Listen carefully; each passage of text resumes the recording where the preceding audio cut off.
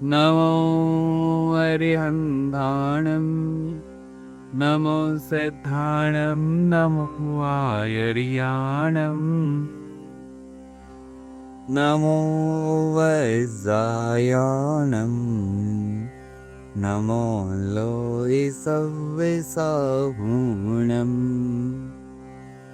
એસો પંચનમુપારો સંવભાવાપણાશણો મંગલાણંચ સંવેસિમ પરમં હોય મંગલમ.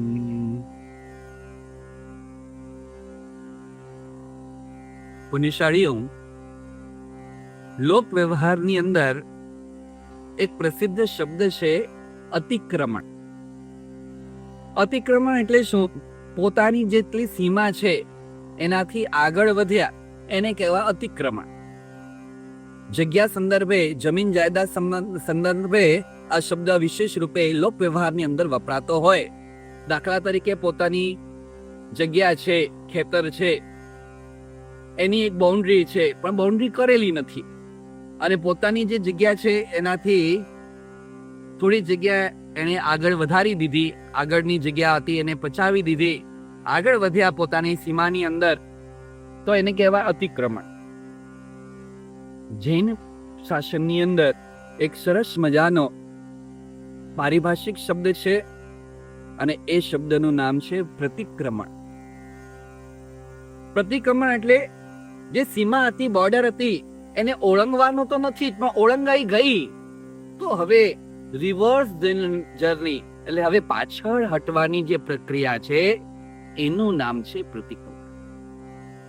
જીવ અજ્ઞાન અવસ્થાની અંદર, રાગદ્વેષની અવસ્થાની અંદર, મોહાત્મક અવસ્થાની અંદર કે મિથ્યાત્વની અવસ્થાની અંદર, કશાયોની અવસ્થાની અંદર, વિષયો પરની ગાઢ આસક્તિની અવસ્થાની અંદર પોતાની જે સીમા છે એ સીમાનું ઉલ્લંઘન કરી બેસે છે. કાં કશાયોને વશ થઈ જાય, કાં વિષયોને પરવશ થઈ જાય, કાં પ્રમાદને પરવશ થઈ જાય, અને એમ કરતા કરતા એ જીવ અત્યાચાર નું સેવન કરી બેસે છે. અને જ્યારે એને ફીલ થાય કે નહીં, આ કરવા યોગ્ય નહોતું, મારા આત્મા માટે હિતકારી નહોતો, મારા આત્મા એ કર્મબંધી કરી દીધો, જ્યારે એને ખબર પડે, જ્યારે એને અનુભવ થાય, ફીલ થાય, ત્યારે વ્યક્તિએ શું કરવાનું?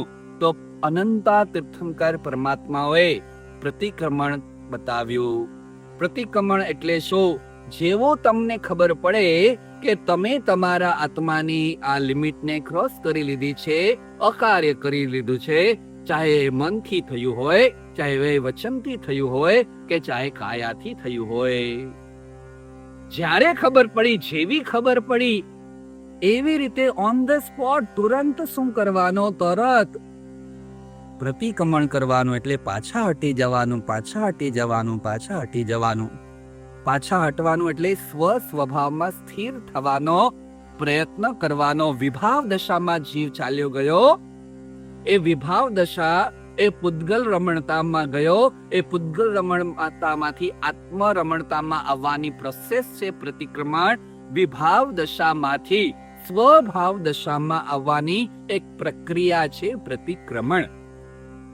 પ્રતિક્રમણ ખાલી 48 મિનિટ કે 1 કલાકની કોઈ પ્રક્રિયા નથી, કે કોઈ અનુષ્ઠાન માત્ર નથી. એની પાછળ અનાદિકાળના કર્મોના જે કુસંસ્કારો લાગેલા છે ને, એને મંદ પાડવાની, એને હળવા કરવાની એક અદ્ભુત પ્રોસેસ છે પ્રતિક્રમણ. જીવ સતત અતિક્રમણ કરે અને સાધક એ સતત પ્રતિક્રમણ કરે. વ્યવહારથી એમ બતાવ્યું કે પ્રતિક્રમણ ક્યારે કરવાનું? તો રાઈ પ્રતિક્રમણ સવારે કરવાનું, દેવશી પ્રતિક્રમણ સાંજે કરવાનું, પક્ષી પ્રતિક્રમણ પક્ષના અંતે કરવાનું, છેલ્લા દિવસે કરવાનું, પક્ષના ચોમાસી પ્રતિક્રમણ ચોમાસા પક્ષીના દિવસે કરવાનું, વગેરે વગેરે. સંવત્સરી પ્રતિક્રમણ વર્ષના અંતે કરવાનું, સંવત્સરી દિને કરવાનો, પર્યુષણના છેલ્લા દિવસે કરવાનું. આ વ્યવહારનું પ્રતિક્રમણ. પણ નિશ્ચયનું પ્રતિક્રમણ તો નિરંતર જેવું અકાર્ય થયું, આત્માએ અનુભવ્યું, ફીલ કર્યું કે ના, મેં એને જૂઠું બોલ્યું, મેં એની સામે ઝઘડો કર્યો, મેં એને છેતર્યો, મેં એને ઉલ્લુ બનાવ્યો. જેવો એક ખ્યાલ આવ્યો, ખબર પડી 1 કલાક પહેલા મેં એની સાથે આ અકાર્ય કર્યું, આ ચીટિંગ કરી, આ નકારાત્મક ભાવ મારા મનમાં એના પ્રત્યે આવ્યો, અથવા મેં એવું આચરણ 1 કલાક 2 કલાક પહેલા કર્યું. જેવું કલાક 2 કલાકમાં ફીલ થાય ને, તો હાથ જોડી કરે દેવ ગુરુની સાક્ષીએ, આત્માની સાક્ષીએ, બસ એ જીવને હું ખમાવું છું, આલોચના પ્રતિક્રમણ પ્રત્યાખ્યાન કરું છું. હે જીવ, મને ક્ષમા કરો, ક્ષમા કરો, ક્ષમા કરો. મારા કર્મ બંધથી હું પાછો હટી રહ્યો છું. હે જીવ, આ પ્રમાણેનો જે ભાવ છે, શબ્દો આગળ પાછળ હોઈ શકે, ભાવ જે છે એ ભાવ પોતાના પાપથી પાછા હટવાનો જે ભાવ છે ને, એ તો તરત કરી લેવાનો. પછી વ્યવહારથી પ્રતિક્રમણ સાંજે કરવાનો. એ વખતે પણ એ સવારની દૃશ્ય બનેલી ઘટના કે બપોરની બનેલી કે સાંજની બનેલી ઘટના એને યાદ કરી, અને એ વખતે જ્યારે તમે પ્રતિક્રમણ થાઓ છો, કરવા બેસો છો, એ વખતે પણ વિશેષ પ્રકારે એ ચીજને યાદ કરી અને એની આલોચના લઈ લેવાની. પણ આ પ્રતિક્રમણ થકી જીવ કર્મને તોડે છે, કર્મને નિર્જરે છે. ઉત્તરાધ્યાન સૂત્રના 29મા અધ્યયન સમ્યક્ત્વ પરાક્રમની અંદર શ્રમણ ભગવાન મહાવીર સ્વામી મહારાજાને આ પ્રશ્ન પૂછવામાં આવ્યો કે પ્રતિક્રમણ કરવાથી જીવને શું લાભ પ્રાપ્ત થાય?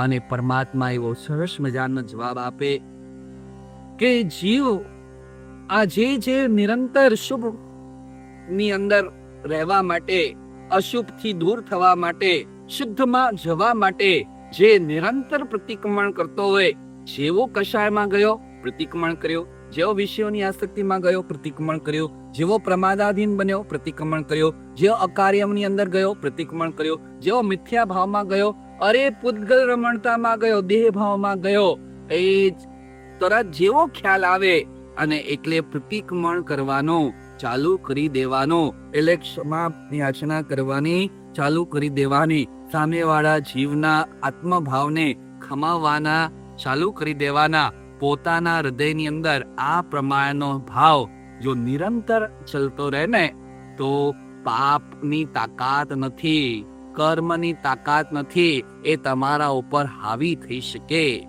અને આ પ્રોસેસ કરતા કરતા આ બધું કઈ રાતોરાત નહીં થઈ જાય. આજે કહી દીધું અને આવતીકાલે થઈ ગયું નથી, જન્મ લાગશે. પણ પ્રોસેસ શરૂઆત તો કરવી પડશે, ભાવ તો પ્રારંભ કરવો પડશે. એટલું નક્કી કરીએ કે સવારનો પ્રતિક્રમણ, સાંજનું પ્રતિક્રમણ નિરંતર કરીએ, કે દિવસ છોડીએ નહીં. જ્યારે અનુકૂળતા હોય અને એ દિવસે પ્રતિક્રમણ ન કર્યો એવું આપણું બનવું જ ન જોઈએ. અને એ 2 પ્રતિક્રમણ તો રોજના આપણે સૌ કોઈ કરીએ જ. ભગવાનના શાસનની અંદર આવશ્યક ક્રિયા છે, કમ્પલસરી કરવા યોગ્ય ક્રિયા છે પ્રતિક્રમણ. સાધુ સાધ્વીજી ભગવંતો તો કરે જ છે. ઉત્તમ પ્રકારના આરાધક શ્રાવક શ્રાવિકાઓ પણ નિરંતર ઉભય ટાંક બંને ટાઈમ પ્રતિક્રમણ કરે છે. કદાચ કોક ના કરતું હોય તો કરવાનું શરૂ કરી દેજો. એ પ્રતિક્રમણો તો કરવાના છે જ, પણ એની સાથે જ્યારે વિભાવ દશા આવી, જ્યારે આત્માએ અનુચિત કાર્યની અંદર પ્રેરિત થયો, મન વચન કાયાની અંદર એ પાપ આવ્યું, ઓન ધ સ્પોટ એ વખતે તો જ્યારે એલર્ટનેસ આવી, જ્યારે જાગૃતિ આવી, જ્યારે એનો ભાવ આપણને જાગ્યો, એ વખતે તો એક વખત તો 2 મિનિટ માટે, 4 મિનિટ માટે, 5 મિનિટ માટે એની ક્ષમા યાચના કરી અને એ કર્મને એ વખતે તો બ્રેક કરવાનો પુરુષાર્થ આપણે આદરી દઈએ.